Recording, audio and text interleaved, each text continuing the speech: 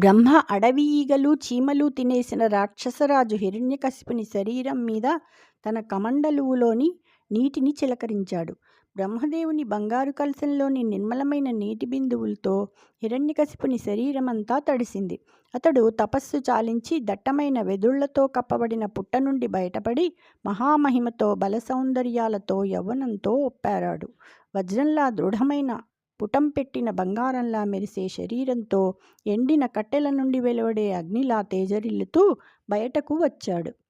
దివిజానీక విరోధి మ్రొక్కె గనివాగ్దేవీ మనోనేతకున్ సవిశేషోత్సవ సంవిధాతకు నమత్సంత్రాతకున్ సత్తపో నివహాభీష్టవరప్రదాతకు జగన్నిర్మాతకున్ ధాతకున్ వివిధ ప్రాణిలలాటలేఖన మహావిద్యానుసంధాతకున్.